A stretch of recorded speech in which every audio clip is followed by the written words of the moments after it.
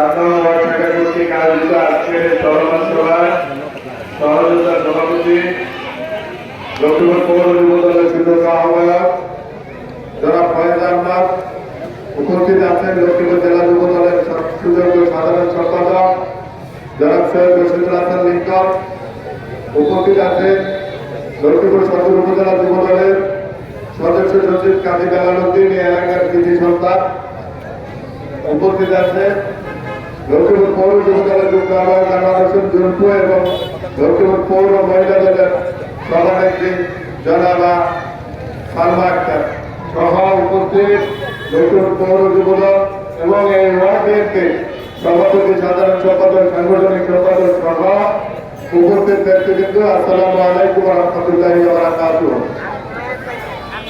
চারগাঁও word যুব দলের নেতা কর্মী ভাইদেরকে ধন্যবাদ, স্পেশালি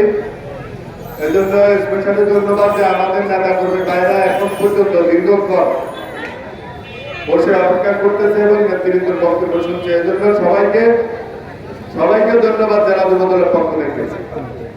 এটা সুন্দর এবং সুশৃঙ্খল ভাবে আরো অনেক লোক আসছে, সবাই তো আর কর্মী না, ঠিক আছে না?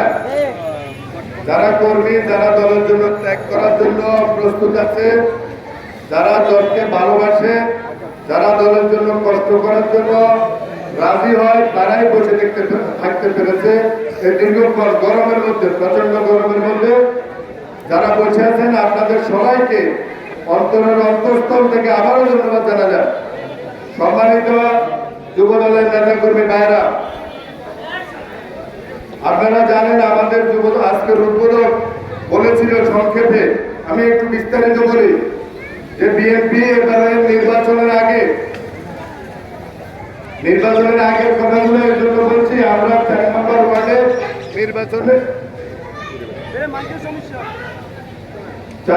ওয়ার্ডে নির্বাচনে এবার আমাদের রেজাল্ট খারাপ হয়েছে, আমরা ঠকে গেছি। কথাটা ঠিক আছে না? এটা তো এই এলাকাতে চিন্তাও করা যায় না।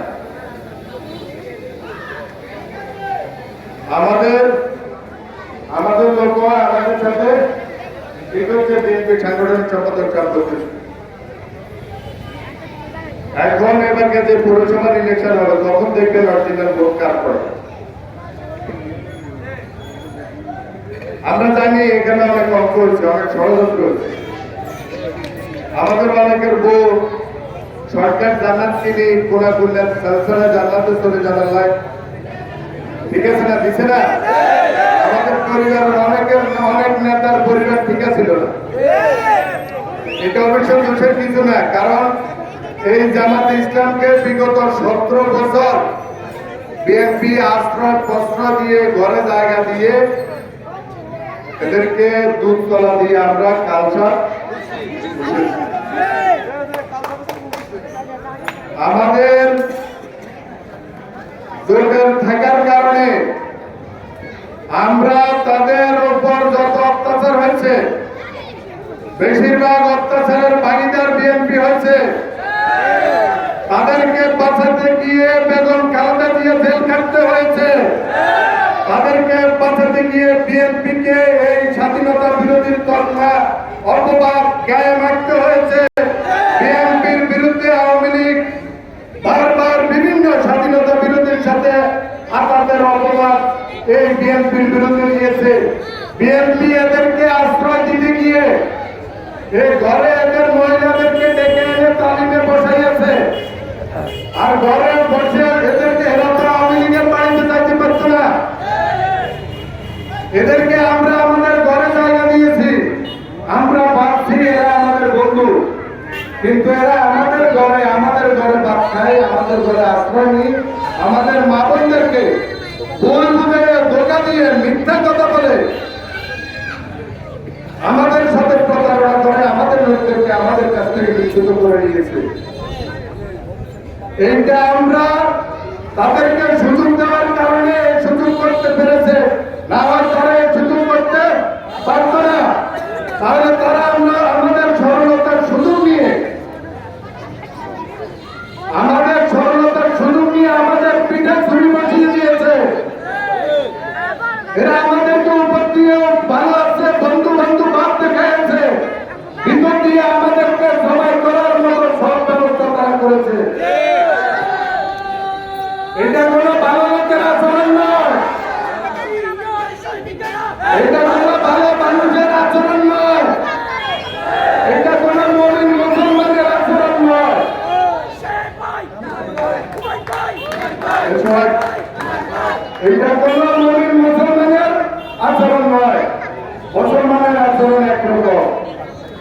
মুমিনের আচরণ একরকম, উপরে যা ভিতরে তা।